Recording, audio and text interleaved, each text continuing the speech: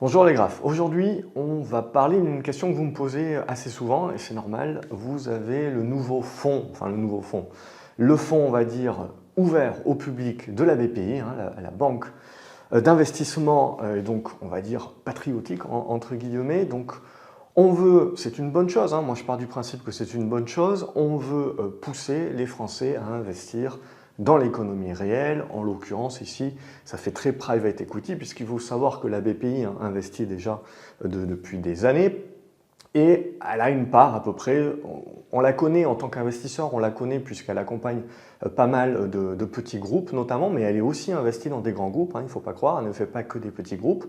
Et elle est à peu près sur le côté à 20% de ses investissements et à 80% donc sur le non-côté. Donc elle a quand même une certaine expérience sur le non-côté. Bien entendu, on peut être en mauvaise langue et on peut parler de Viadeo et on peut parler de tout un tas de différents investissements de la BPI qui n'ont pas été très bons. Mais également, on peut parler d'autres éléments, surtout des grosses boîtes, des petites boîtes, mais surtout l'idée, voilà, c'est d'accompagner et d'essayer de pousser des petites boîtes qui potentiellement pourront devenir des grands employeurs. Donc je pense que là, l'idée, elle est quand même bonne et il faut pas casser un petit peu tout ça. Donc vous avez été nombreux à me poser la question, est-ce qu'il faut que j'investisse? Est-ce que c'est une bonne idée? Est-ce qu'il faut que j'investisse?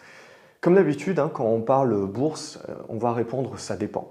Parce que là, l'idée, c'est de pousser un petit peu plus loin, c'est-à-dire est-ce que c'est la diversification de votre patrimoine ou est-ce qu'on parle réellement, voilà, vous n'avez jamais investi en bourse, que ce soit dans le côté ou dans le private equity, quelque part, si vous avez 5 000 euros, puisque 5 000 euros, ce sera le ticket d'entrée et on a à peu près une année pour se décider, il sera ouvert pendant une année, donc jusqu'au 30 septembre 2021, et l'argent est bloqué pendant 6 ans, renouvelable une année supplémentaire, donc on va dire 7 années de blocage de capital. Donc ça, c'est différents éléments qu'il faut bien intégrer dans sa décision.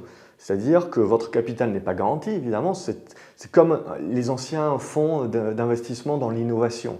La seule différence pour moi, et qui est un gros bémol quand même, c'est qu'on n'a plus la prime de 25% à l'investissement. Donc il n'y a plus ce cadeau fiscal entre guillemets pour pousser l'investissement. Parce que, en effet, tenter d'orienter l'épargne des Français vers l'innovation, vers des boîtes, des startups, essentiellement des startups et des PME, etc., ça ne date pas d'hier.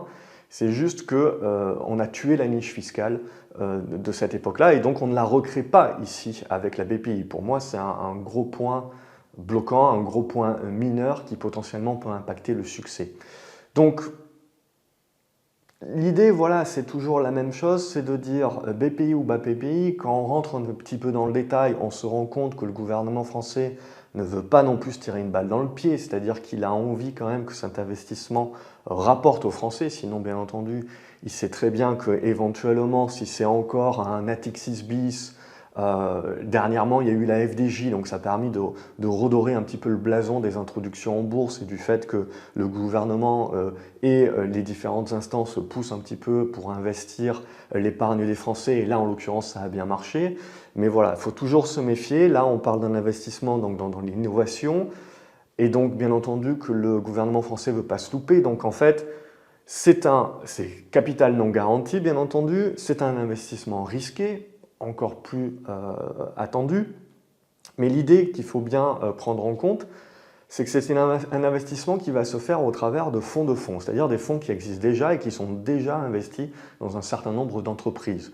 Donc déjà là pour moi c'est le deuxième bémol, c'est-à-dire c'est pas de l'investissement en direct et c'est pas de l'investissement avec l'argent finalement qui sera récupéré, on va investir cet argent-là, l'argent frais dans des sociétés existantes ou nouvelles, etc. Non, on va investir l'argent qui sera levé pour acheter des parts de fonds qui sont déjà existantes. Là, directement, bien entendu, moi, en bourse, pourquoi je joue des actions en direct? C'est parce qu'il y a deux choses pour moi qui sont importantes et qui doivent l'être pour beaucoup d'investisseurs. C'est d'une part, mon capital n'est pas bloqué, donc c'est comme la différence, comme on avait expliqué la différence entre acheter, si on veut vraiment investir sur des foncières, acheter des foncières cotées ou des SCPI. Donc c'est toujours pareil, c'est toujours une question de diversification.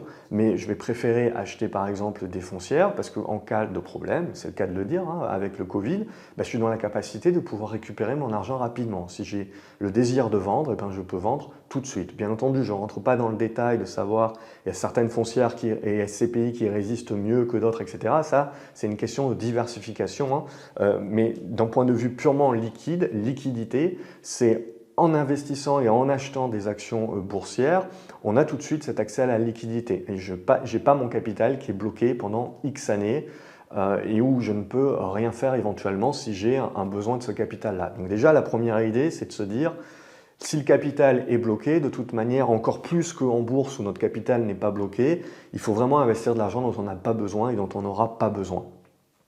Le deuxième aspect pour moi, ça va être les frais. Donc si la BPI en effet n'investit pas en direct mais investit au travers de fonds déjà existants, ça veut dire qu'en gros, on a deux intermédiaires. On a la BPI et en plus, on a le fonds. Donc pour moi, il va y avoir des frais. Quand on lit un petit peu dans la plaquette, on voit que les frais ne vont pas dépasser les 3,92% pour être précis. Donc ça veut dire qu'il y a des frais de gestion. Ils devraient tourner aux alentours des 2,5%. Et vous allez avoir des frais de surperformance aussi. C'est-à-dire que si le fonds réussit à surperformer, alors vis-à-vis de quel indice de référence, ça, il va falloir rentrer un petit peu plus dans le détail, je pense que c'est là où les frais peuvent atteindre ces fameux 3,92%. Donc du coup, on prend pas mal de risques, le capital est bloqué et on paye des frais si ça marche ou si ça ne marche pas, entre 2 et 4% très certainement. Donc pour moi, ça renforce l'idée de dire que ça doit être un élément de diversification, ça renforce l'idée de dire que si en effet on a envie d'investir en bourse, il faut quand même savoir ce que l'on fait, donc il faut quand même se former, etc.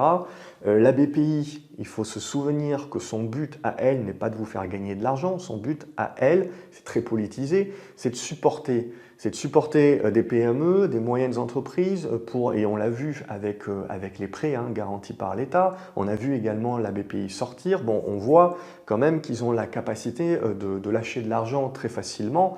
Et pour un certain nombre de dossiers, c'est très bien, puisque ça peut justement nourrir les futurs GAFAM, si on veut rêver en effet qu'on peut éventuellement atteindre cela un jour en France. Mais surtout, voilà, ça peut supporter les entreprises, donc ça peut supporter de l'emploi, et ça peut créer les futures licornes de demain éventuellement, si on a envie d'y penser. Mais pour moi, voilà, ça part d'une bonne idée, ça part d'un bon principe. Mais répondre, est-ce que c'est un fonds intéressant à faire et justement pour cultiver un petit peu les Français à nouveau dans l'investissement? Oui, clairement.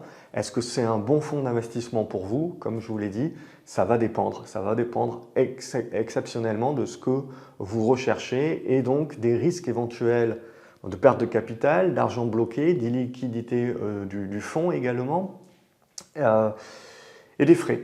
Et ça, pour moi, ça rentre en ligne de compte. N'oubliez pas que de la même manière qu'en immobilier, vous avez des foncières cotées, vous avez en bourse également des fonds d'investissement cotés. Vous avez les plus connus, c'est Eurazeo, Tikehau, vous avez également Rothschild. Donc on peut investir dans un certain nombre de maisons qui font de l'investissement, Wendel en est une autre également.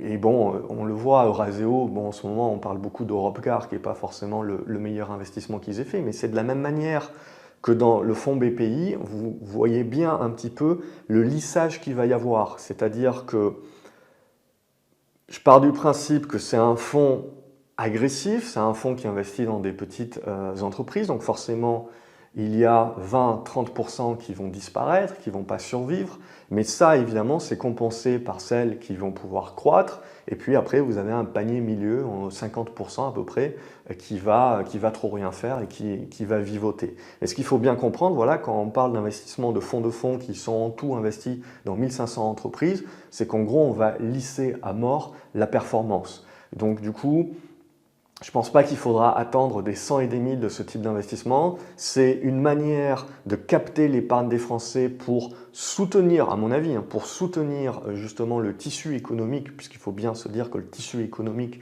c'est essentiellement les petites boîtes, dans un monde de crise. Et donc, il n'y a pas que le gouvernement qui veut mettre la main à la poche. Et donc, pour moi, ça sera cet élément-là. Comme je vous l'ai dit, là, bon, ça manque d'une niche fiscale, tout simplement. On a supprimé la niche fiscale des fonds d'innovation. Là, il n'y en a pas. Donc, c'est ce qui peut mettre le bémol pour vraiment attirer de gros capitaux. Je parle pas en volume. Éventuellement, ça va attirer les fameux 5 000 € par foyer. Peut-être qu'en volume, ça sera important, mais pour attirer les gros poissons, il manque clairement l'avantage fiscal. Donc voilà un petit peu ce que je pouvais dire schématiquement. Juste pour rentrer un petit peu plus dans le détail, ce que j'ai lu très rapidement, c'est que dans l'histoire de lissage, ce n'est pas que de la tech. Donc il y aura 25% de tech, 25% également, j'ai lu 20% dans l'industrie. Ça sera investi également à 25% dans des biens de consommation et à une quinzaine de pourcents dans des boîtes au niveau de la santé. Donc on voit là aussi, on est quand même très diversifié dans beaucoup d'entreprises, etc. Ce qui prouve quand même que on veut quand même que ça soit un succès, bien entendu, parce que sinon c'est se tirer une balle dans le pied. Si on échoue là, c'est se tirer une balle dans le pied et ne pas pouvoir pousser la dynamique de que cette épargne-là soit investie également. Donc comme je l'ai dit, je pars du principe que ça part d'une bonne idée. Je ne pense pas qu'il faut tuer l'idée directement dans l'œuf. Par contre, est-ce que c'est un bon investissement pour vous? Voilà, les différents éléments que j'ai abordés, c'est pas certain. C'est pas certain et je partirai du principe que pour diversifier, oui, pourquoi pas. Pour un premier investissement boursier, entre guillemets, même si c'est du non-coté, peut-être qu'il faut se poser la question 2 fois. Voilà, j'espère que vous avez apprécié cette vidéo. N'hésitez pas à mettre un pouce en l'air, liker la vidéo, la partager et me dire ce que vous en pensez en commentaire. Est-ce que vous allez souscrire ou pas à ce fonds BPI France, donc qui s'appelle Entreprise 1, Entreprise One, on aurait tenté de dire, mais ça ne sera pas très francisé. Donc, excellente journée à vous les graphes. N'hésitez pas à me dire voilà, si vous allez souscrire ou pas. N'oubliez pas de vous abonner à la chaîne pour ne louper aucune autre vidéo. Salut!